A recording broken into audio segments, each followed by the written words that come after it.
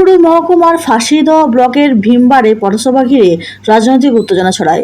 বিজেপির অভিযোগ, প্রশাসনিক অনুমতি নিয়ে নির্দিষ্ট স্থানে সভা করতে গেলে দেখা যায় একই জায়গায় তৃণমূল কংগ্রেস সভা করছে। ঘটনার প্রতিবাদে বিজেপি কর্মী সমর্থকরা বিধাননগর তদন্ত কেন্দ্র ঘেরাও করে প্রায় 1 ঘণ্টা বিক্ষোভ দেখান। পরে নকশালবাড়ি সার্কেলের সিআই সৈকত ভদ্রের আশ্বাসে বিক্ষোভ প্রত্যাহার করা হয়। বিজেপির পক্ষ থেকে থানায় লিখিত অভিযোগ ও নির্বাচন কমিশনে নালিশ জানানো হয়েছে।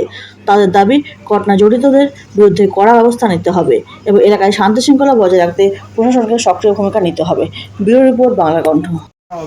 অভিযোগ ছিল সেটা হচ্ছে আমাদের ভীমবারে একটা পারমিশন নেওয়ার পরেও যখন আমরা ওখানে স্ট্রিট কর্নার করতে যাই তখন আমরা জানতে পারি যে তৃণমূলের হারমাত বাহিনীরা গুন্ডারা অলরেডি সেখানে বিনা পারমিশনে একটা স্ট্রিট কর্নার করার ব্যবস্থা করেছে।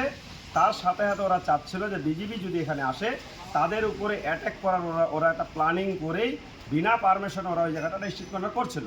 কিন্তু আমার বক্তব্য হচ্ছে যে এই পুলিশ প্রশাসনের যে আইবি আছে, ইন্টেলিজেন্স ব্যুরো আছে, কিংবা এই থানার ওসি আছে, যারা ইলেকশন কমিশনাররা কাজ করছেন, এসটিএফ কিংবা যেই ডিপার্টমেন্টে কাজ করুন না, তারা এসে কেন বাধা দিল না? যখন ভারতীয় জনতা পার্টি কোথাও কোনো প্রোগ্রাম করে 1 মিনিট খরচ হলে পরে বলে দেয় যে আপনাদের 1 মিনিট খরচ হলে পরে আমরা এটা লিগাল অ্যাকশন নেব, তাহলে আজকে যেখানে টিএমসি 3 ঘন্টা স্ট্রিট কর্নার করার পরেও আমরা জানতে পারছি থানার ওসির কাছে কোনো রিপোর্ট নাই, থানার কাছে কোনো ইনফরমেশন নেই। তার মানেটা কি?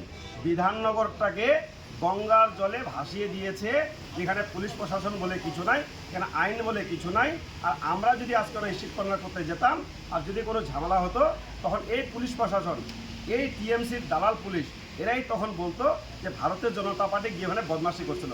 কিন্তু আজকে যে ঘটনাটা ঘটছিল, পুলিশ প্রশাসন ও ইলেকশন কমিশনের যারা ডিপার্টমেন্টে যারা আজকে এই ইলেকশনের দায়িত্বে ছিলেন, আমি বলবো তাদের ভুলের জন্য আর তাদের যে আজকে ব্যবস্থা ছিল, ওদের মানে যেটা মিলিভাগ ছিল পুলিশের সাথে, যে বিজেপির উপরে যেন একটা অ্যাটাক করা যায়, বিজেপির উপরে যেন হামলা করা যায়, তার জন্য ওরা এই চিন্তা ভাবনা করে এই প্ল্যানিংটা করছিল। কিন্তু আমরা ওখানে ঝুট ঝামেলা করতে না গিয়ে আমরা সিধা থানায় আসি। থানাতে এসে যখন আমরা ওসিকে বলি, ওসি 3 ঘন্টা হয়ে যায়, তারপরেও জানতে পারে না যে ওনার এলাকাতে এত বড় একটা ঘটনা ঘটছে।